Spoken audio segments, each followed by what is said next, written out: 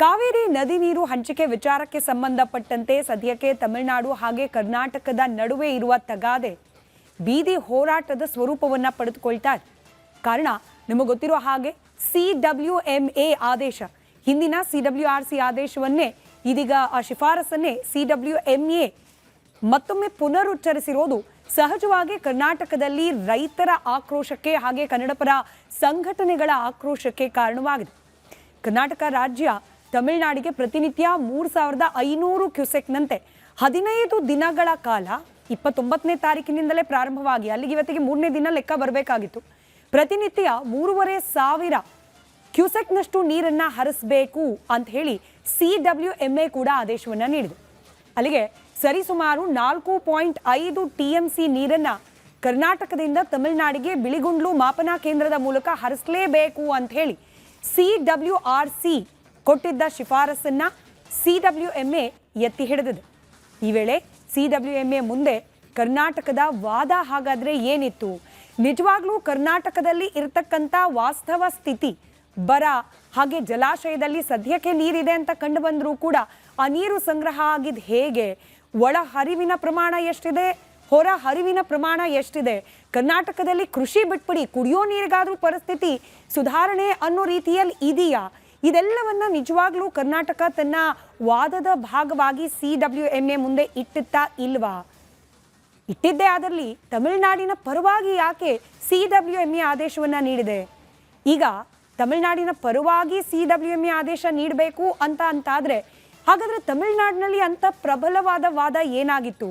ಕರ್ನಾಟಕಕ್ಕಿಂತ ಪರಿಸ್ಥಿತಿ ಹದಗೆಟ್ಟಿದೆ ನಮ್ಮಲ್ಲಿ ಅನ್ನೋದನ್ನ ತಮಿಳುನಾಡು ವಿವರಿಸ್ತಾ ಕಡೆಗೆ ಯಾವ ಆಧಾರದ ಮೇಲೆ CWMA ತಮಿಳುನಾಡಿಗೆ ನಿತ್ಯ 3500 ಕ್ಯೂಸೆಕ್ ನೀರು ಹರಿಸಲೇಬೇಕು ಅಂತ ಆದೇಶ ಮಾಡ್ತು? ಕರ್ನಾಟಕದಲ್ಲಿ ಕುಡಿಯುವ ನೀರಿಗೆ ಕೊರತೆ ಇದೆ ಅನ್ನೋ ವಾದವನ್ನ ಯಾಕೆ ಪರಿಗಣನೆಗೆ ತೆಗೆದುಕೊಳ್ಳಿಲ್ಲ? CWMA ಸಭೆಯಲ್ಲಿ IMD ಅಧಿಕಾರಿಗಳು ಕೊಟ್ಟ ಯಾವ ಮಾಹಿತಿ ಕರ್ನಾಟಕಕ್ಕೆ ಹಿನ್ನಡೆ ಆಯಿತು? ಹಾಗಾದ್ರೆ ಕರ್ನಾಟಕದ ಮುಂದಿರುವ ಮಾರ್ಗ ಏನು? CWMA ಆದೇಶವನ್ನ ಪಾಲನೆ ಮಾಡಲೇಬೇಕಾ, ಕೋರ್ಟ್ಗೆ ಹೋಗಬೇಕಾ? ಇದೆಲ್ಲವನ್ನ ನೋಡೋಣ ಎಳೆ ಎಳೆಯಾಗಿ.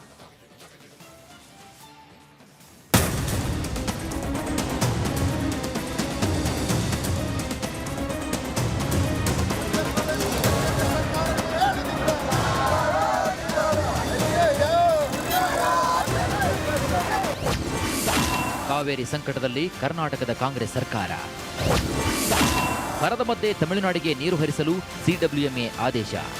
ಭೀಕರ ಬರಗಾಲದ ಮಧ್ಯೆ ಕಾವೇರಿ ನದಿ ನೀರು ಹಂಚಿಕೆ ವಿಚಾರ ಮತ್ತೆ ರಾಜ್ಯ ರಾಜಕಾರಣದಲ್ಲಿ ಭಾರಿ ಕಾವು ಪಡೆದುಕೊಂಡಿದೆ. CWMA ಅಂದ್ರೆ ಕಾವೇರಿ ವಾಟರ್ ಮ್ಯಾನೇಜ್ಮೆಂಟ್ ಅಥಾರಿಟಿ, ಅಂದ್ರೆ ಕಾವೇರಿ ನೀರು ನಿರ್ವಹಣಾ ಪ್ರಾಧಿಕಾರ ಕರ್ನಾಟಕಕ್ಕೆ ಬರದ ಮಧ್ಯೆ ಬಿಗ್ ಶಾಕ್ನಂತೆ ಆದೇಶವನ್ನು ನೀಡಿದೆ. ಮುಂದಿನ 15 ದಿನಗಳ ಕಾಲ ಪ್ರತಿದಿನ 3500 ಕ್ಯೂಸೆಕ್ಸ್ನಂತೆ ತಮಿಳುನಾಡಿಗೆ ನೀರು ಹರಿಸುವಂತೆ CWRC ಅಂದ್ರೆ ಕಾವೇರಿ ವಾಟರ್ ರೆಗ್ಯುಲೇಟರಿ ಕಮಿಟಿ ಅಂದ್ರೆ ಕಾವೇರಿ ನೀರು ನಿಯಂತ್ರಣ ಸಮಿತಿ ಕರ್ನಾಟಕಕ್ಕೆ ಮಾಡಿದ ಶಿಫಾರಸನ್ನ CWMA ಎತ್ತಿ ಹಿಡಿದಿದೆ. ಇದರೊಂದಿಗೆ ರಾಜ್ಯ ಎದುರಿಸ್ತಾ ಇರುವಂತಹ ಭೀಕರ ಬರಗಾಲದ ಮಧ್ಯೆಯೂ 15 ದಿನಗಳಲ್ಲಿ ಒಟ್ಟು ಸುಮಾರು 4.5 TMC ನೀರನ್ನ ತಮಿಳುನಾಡಿಗೆ ಹರಿಸಬೇಕು ಅಂತ ಈಗ ಅಧಿಕೃತ ಆದೇಶವೇ ಆದಂತಾಗಿದೆ.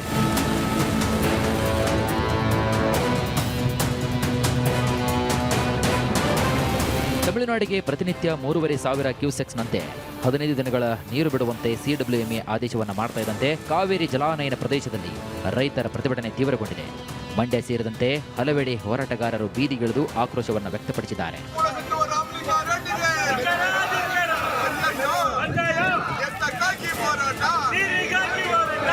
ಇನ್ನು ರೈತ ಮುಖಂಡ ಕುರುಬೂರು ಶಾಂತಕುಮಾರ್ ಮೈಸೂರಿನಲ್ಲಿ ಮಾತನಾಡಿದ್ದು, CWMA ಆದೇಶವನ್ನು ಧಿಕ್ಕರಿಸಿ ಸುಪ್ರೀಂ ಕೋರ್ಟ್ ಮೊರೆ ಹೋಗಿ ಯಾವುದೇ ಕಾರಣಕ್ಕೂ ನೀರನ್ನ ಬಿಡಬೇಡಿ ಅಂತ ರಾಜ್ಯ ಸರ್ಕಾರಕ್ಕೆ ಎಚ್ಚರಿಕೆ ನೀಡಿದ್ದಾರೆ. ರಾಜ್ಯ ಸರ್ಕಾರ ಯಾವುದೇ ಕಾರಣಕ್ಕೂ ಆ ತೀರ್ಪನ್ನು ಒಪ್ಪಬಾರದು, ಆ ತೀರ್ಪನ್ನು ಧಿಕ್ಕರಿಸಬೇಕು, ಸರ್ವೋಚ್ಚ ನ್ಯಾಯಾಲಯಕ್ಕೆ ಮನವಿಯನ್ನು ಸಲ್ಲಿಸಬೇಕು. ಯಾಕೆ ಅಂತ ಹೇಳಿದ್ರೆ ನಮ್ಮ ಭಾಗದಲ್ಲಿ 2 ತಿಂಗಳಿಂದ ಮಳೆಯಾಗಿದೆ, ಬರಗಾಲದಿಂದ ತತ್ತರಿಸಿ ಹೋಗಿದ್ದಾರೆ ರೈತರು ಬೆಳೆ ನಿಂತಿರ್ತಕ್ಕಂಥ ಕಬ್ಬು ಬಾಳೆ ಬೆಳೆಗಳು ಒಣಗೋಗಿದೆ. ರೈತರು ಸಂಕಷ್ಟದಲ್ಲಿದ್ದಾರೆ. ಈಗ ನೀರು ಬಿಟ್ಬಿಟ್ರೆ ವಾಪಸ್ ತರಲಿಕ್ಕಾಗಲ್ಲ. ಕುಡಿಯೋ ನೀರು ಸಂಕಷ್ಟ ಅನುಭವಿಸುವಂಥ ಪರಿಸ್ಥಿತಿ ನಿರ್ಮಾಣ ಆಗಿದೆ.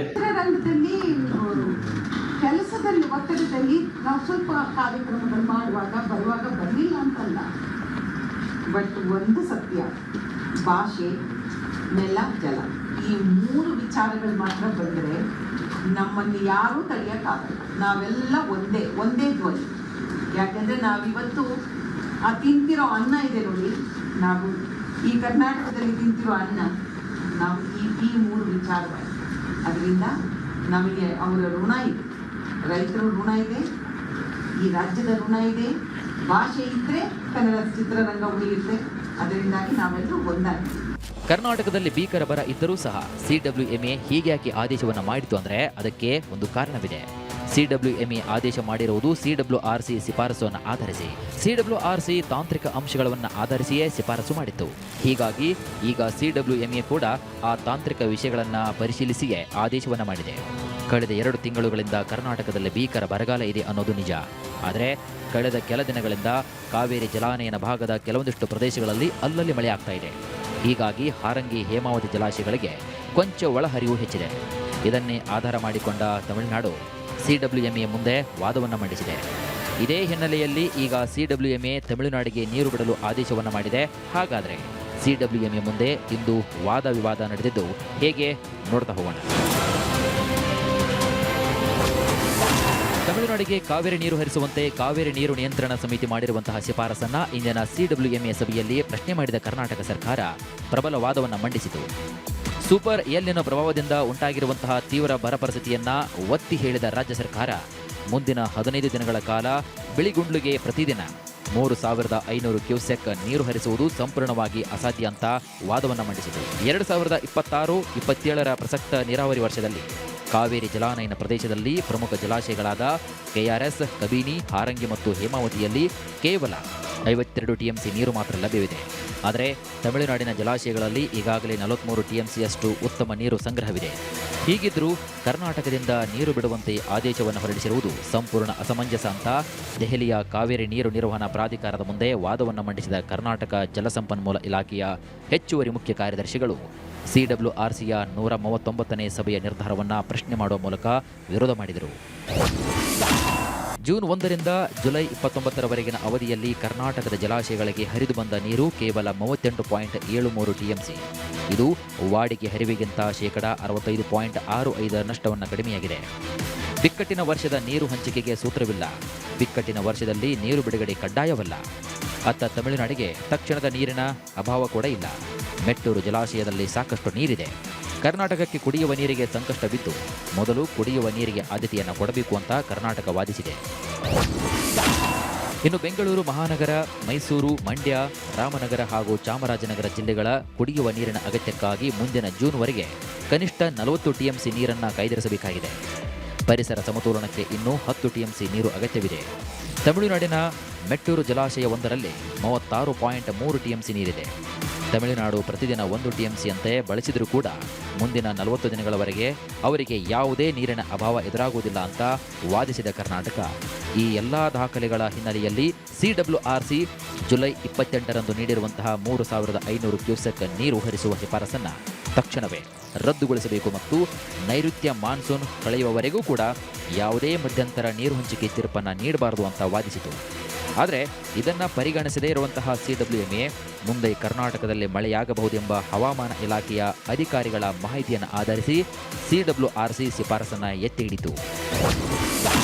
ಅತ್ತ ತಮಿಳುನಾಡು ಕೂಡ ಸಿಡಬ್ಲ್ಯೂಆರ್ಸಿ ಶಿಫಾರಸು ಒಪ್ಪಲು ಸಾಧ್ಯವಿರಲಿಲ್ಲ. ಸಿಡಬ್ಲ್ಯೂಆರ್ಸಿ ನಿತ್ಯ 3,500 ಕ್ಯೂಸೆಕ್ಸ್ನಂತೆ 15 ದಿನ ನೀರು ಹರಿಸಲು ಶಿಫಾರಸು ಮಾಡಿದರೆ ತಮಿಳುನಾಡಿನ ಅಧಿಕಾರಿಗಳು ಅದಕ್ಕಿಂತ ದುಪ್ಪಟ್ಟು ಅಂದರೆ 15 ದಿನ ನಿತ್ಯ 7,000 ಕ್ಯೂಸೆಕ್ಸ್ ನೀರು ಹರಿಸಲು ಆದೇಶವನ್ನು ಮಾಡಬೇಕು ಅಂತ ಒತ್ತಾಯಿಸ್ತಾರೆ.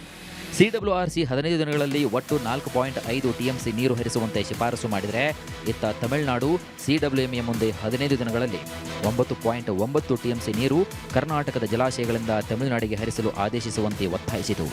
ಆದರೆ ನಿತ್ಯ 7,000 ಕ್ಯೂಸೆಕ್ಸ್ ನೀರು 15 ದಿನ ಕೊಡಿಸಬೇಕೆಂಬ ತಮಿಳುನಾಡು ವಾದವನ್ನು ಒಪ್ಪದ ಸಿಡಬ್ಲ್ಯೂಎಂಎ ಕೇವಲ ಸಿಡಬ್ಲ್ಯೂಆರ್ಸಿ ಶಿಫಾರಸು ಎತ್ತಿ ಹಿಡಿಯುವ ತೀರ್ಮಾನವನ್ನು ಮಾಡಿತು. ಇದಕ್ಕೂ ಮುನ್ನ ಐಎಂಡಿ ಅಧಿಕಾರಿಗಳು ಅಂದರೆ ಭಾರತೀಯ ಹವಾಮಾನ ಇಲಾಖೆಯ ಅಧಿಕಾರಿಗಳಿಂದ ಈವರೆಗೆ ಮಳೆಯಾಗಿರುವ ಹಾಗೂ ಮುಂದೆ ಮಳೆಯಾಗುವ ಸಾಧ್ಯತೆ ವರದಿಯನ್ನು ಪಡೆದುಕೊಂಡಿತು.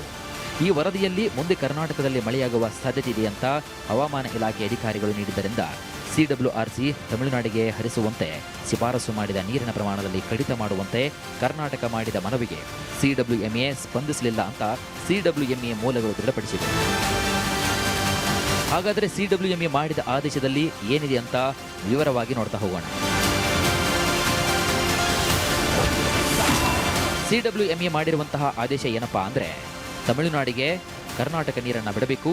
ಎಷ್ಟು ಅಂದರೆ ನಿತ್ಯ 3,500 ಕ್ಯೂಸೆಕ್ಸ್ ನೀರು 15 ದಿನಗಳ ಕಾಲ ಹರಿಸಬೇಕು. ಹೀಗೆ 15 ದಿನಗಳಲ್ಲಿ ಒಟ್ಟು ಅಂದಾಜು 4.5 TMC ನೀರು ಕೊಡಬೇಕು. ಈ ಆದೇಶ ಜುಲೈ 29ರಿಂದಲೇ ಪೂರ್ವಾನ್ವಯ ಆಗುವಂತೆ ಕೊಡಬೇಕು. CWMA ಆದೇಶವನ್ನ ಮಾಡಿರುವಂಥದ್ದು. ಹಾಗಾದರೆ ಈಗ ಕರ್ನಾಟಕಕ್ಕೆ ತಮಿಳುನಾಡಿಗೆ ನೀರು ಬಿಡೋದೇ ಒಂದೇ ದಾರಿನ? ಹೀಗಂತ ನೀವು ಕೇಳಿದ್ರೆ ಇನ್ನೊಂದು ದಾರಿ ಕೂಡ ಇದೆ. ಅದೇ ಸರ್ವೋಚ್ಚ ನ್ಯಾಯಾಲಯದ ಮೊರೆ ಹೋಗೋದು. ಆದರೆ ತಕ್ಷಣಕ್ಕೆ ಕರ್ನಾಟಕ ಸುಪ್ರೀಂ ಕೋರ್ಟ್ ಮೊರೆ ಹೋಗಲಿಲ್ಲ ಯಾಕೆ? ಕರ್ನಾಟಕ ಸರ್ಕಾರ ಸರ್ವಪಕ್ಷ ಸಭೆ ಕರೆದಿರುವುದು ಯಾಕೆ? ಕರ್ನಾಟಕ ರಾಜ್ಯ ಅತ್ತ ತಮಿಳುನಾಡಿನ ಬೇಡಿಕೆ ಹಾಗೂ CWMA ಆದೇಶ ನ್ಯಾಯಸಮ್ಮತ ಅಲ್ಲ ಅಂತ ಸುಪ್ರೀಂ ಕೋರ್ಟ್ಗೆ ಹೋಗದೇ ಇರುವುದರ ಹಿಂದಿರೋ ಕಾರ್ಯತಂತ್ರವಾದರೂ ಏನು? ಹಾಗಾದ್ರೆ ಈ ಸಂದರ್ಭದಲ್ಲಿ ಕರ್ನಾಟಕದ ಆಡಳಿತಾರೂಢ ಕಾಂಗ್ರೆಸ್ ಸರ್ಕಾರ ಎದುರಿಸಬೇಕಾದ ರಾಜಕೀಯ ಸವಾಲುಗಳಾದರೂ ಏನೇನು? ಮಾಡಬಹುದಾದದ್ದು ಏನೇನು? ಈ ಹಂತದಲ್ಲಿ ತಮಿಳುನಾಡಿನ ಮುಖ್ಯಮಂತ್ರಿ ಜೋಸೆಫ್ ವಿಜಯ್ ಇವರ ಜೊತೆಗೆ ಕರ್ನಾಟಕದ ಮುಖ್ಯಮಂತ್ರಿ ನಡೆಸಲಿರುವಂತಹ ಮಾತುಕತೆ ಸೂಕ್ತವೇ? ಇದರಿಂದ ಏನಾದರೂ ಉಪಯೋಗ ಆಗುತ್ತಾ? ನೀರು ಬಿಡುವುದನ್ನು ತಡ ಮಾಡಿದರೆ ಆಗ ತಮಿಳುನಾಡು ಏನು ಮಾಡುತ್ತೆ? ಅದಕ್ಕೆ ಕರ್ನಾಟಕದ ಉತ್ತರ ಹೇಗಿರುತ್ತೆ? ಮುಂದಿನ ದಿನಗಳಲ್ಲಿ ಕಾವೇರಿ ಕಣಿವೆಯ ರಾಜಕೀಯ ಯಾವ ತಿರುವನ್ನು ಪಡೆಯಲಿದೆ? ಈ ಎಲ್ಲ ಪ್ರಶ್ನೆಗಳಿಗೆ ಉತ್ತರ ಈ ಎಳೆಯ ರಾಜಕೀಯದ ಮುಂದಿನ ಎಳೆ.